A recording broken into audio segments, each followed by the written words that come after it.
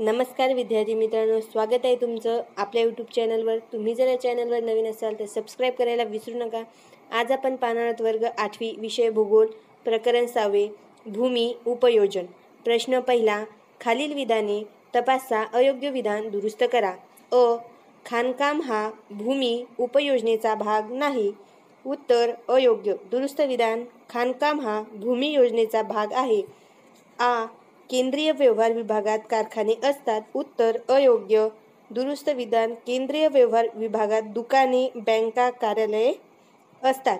E, नागरी वस्तीत सर्वात जास्त क्षेत्र निवासी कार्यासाठी वापरले जाते। उत्तर योग्य।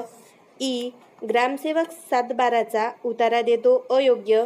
दुरुस्त विधान, तलाठी सातबाराचा उतारा देतो। उ, ग्रामीण प्रदेशात निवासी क्षेत्रात जास्त जमीन आहे। अयोग्य। दुरुस्त विधान, ग्रामीण प्रदेशात निवासी क्षेत्रात मर्यादित जमीन असते। उ, उतारा क्रमांक 7 हे अधिकार पत्रक आहे। उत्तर योग्य। ए, उतारा क्रमांक 12 हे फेरफार पत्रक आहे। अयोग्य। दुरुस्त विधान, उतारा क्रमांक 12 हे पीक पाहणी पत्रक आहे। प्रश्न दुसरा, भौगोलिक कारणे लिहा। अ, नागरी भागात सार्वजनिक सुविधा क्षेत्र अत्यावश्यक असते। उत्तर लोकसंख्येच्या विविध गरजा पूर्ण करण्यासाठी शासनामार्फत विविध सुविधा पुरवल्या जातात। या सेवा पुरवण्यासाठी वापरण्यात आलेली शहरातील जमीन क्षेत्र म्हणजे सार्वजनिक सेवांचे क्षेत्र होय। टपाल कार्यालये, पोलीस स्टेशन, पोलीस ग्राउंड, शासकीय शाळा, शासकीय महाविद्यालये, शासकीय विद्यापीठे, शासकीय रुग्णालये इत्यादी सुविधा पुरवण्यासाठी वापरल्या जाणाऱ्या जमिनीचा सार्वजनिक सेवांच्या क्षेत्रात समावेश होतो।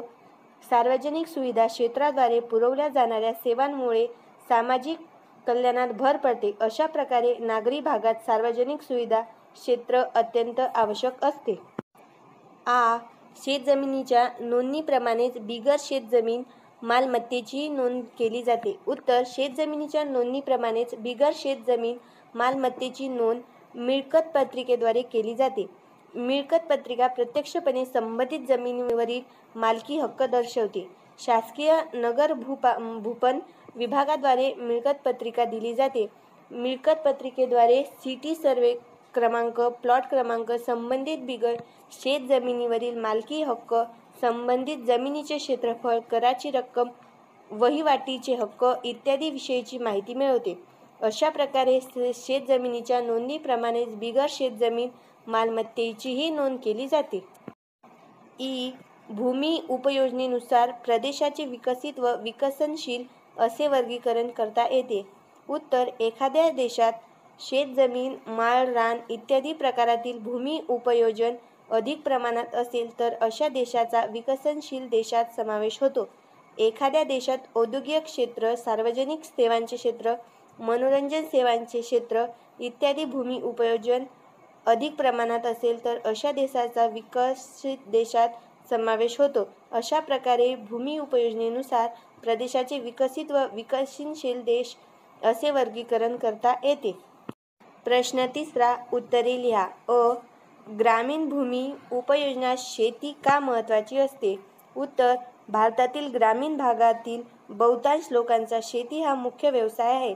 शेती देशातील लोकांच्या अन्नधान्याच्या गरजा पूर्ण करते, तसेच इतर उद्योगांना कच्चा माल पुरवते।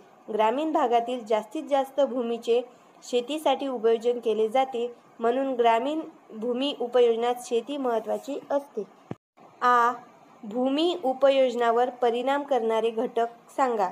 उत्तर अ, ग्रामीण भूमी उपयोजनावर परिणाम करणारे घटक, ग्रामीण भूमी उपयोजनावर हवामान, मृदा, जमिनीच्या उताराचे स्वरूप, जलसिंचनाच्या सुविधा, नैसर्गिक साधनसंपत्ती, सरकारी धोरण इत्यादी घटक परिणाम करतात। उदाहरणार्थ, तीव्र उताराच्या जमिनीचे निवासासाठी उपयोजन केले जात नाही, अशा जमिनीचे पायऱ्याच्या शेतीसाठी उपयोजन केले जाते। ब, नागरी भूमी उपयोजनावर परिणाम करणारे घटक, नागरी भूमी उपयोजनावर भूक्षेत्राचे स्थान, नैसर्गिक साधनसंपत्ती, गृहनिर्माण धोरण, वाहतूक मार्ग, औद्योगिकीकरण, व्यापार, क्रीडांगण व मनोरंजनाच्या सुविधा, सरकारी धोरण इत्यादी घटक परिणाम करतात. उदाहरणार्थ, सर्वसाधारणपणे रेल्वे स्थानक, बाजारपेठा यापासून जवळचे स्थान असणाऱ्या भूक्षेत्राचे सेवा क्षेत्रातील उद्योगासाठी जास्तीत जास्त उपयोजन केले जाते. ग्रामीण व नागरी भूमी उपयोजनातील फरक स्पष्ट करा. उत्तर: ग्रामीण भागातील भूमीचे तुलनेने मर्यादित कारणांसाठी पुढील प्रमाणे उपयोजन केले जाते. या उलट नागरी भागातील भूमीचे अनेक कारणांसाठी उपयोजन केले जाते. ग्रामीण भागातील भूमी उपयोजनाचा आकृतिबंध तुलनेने साधा असतो. या उलट नागरी भूमी उपयोजनेचा आकृतिबंध तुलनेने जटिल असतो. ग्रामीण भूमी उपयोजनात शेती क्षेत्र सर्वात महत्त्वपूर्ण असते. या उलट नागरी भूमी उपयोजनात निवास क्षेत्र व व्यावसायिक क्षेत्र महत्त्वपूर्ण असते. सातबारा उतारा आणि मिळकत पत्रिका यातील फरक स्पष्ट करा. उत्तर: सातबारा उतारा शासकीय अभिलेख महसूल विभागामार्फत दिला जातो. या उलट मिळकत पत्रिका शासकीय नगर भूमापन विभागामार्फत दिली जाते. सातबारा उतारा अप्रत्यक्षपणे जमिनीवरील मालकी हक्क दर्शवतो. या उलट मिळकत पत्रिका प्रत्यक्षपणे जमिनीवरील मालकी हक्क दाखवते. आमचा व्हिडिओ जर आवडला असेल तर नक्की लाईक, कमेंट, शेअर करा.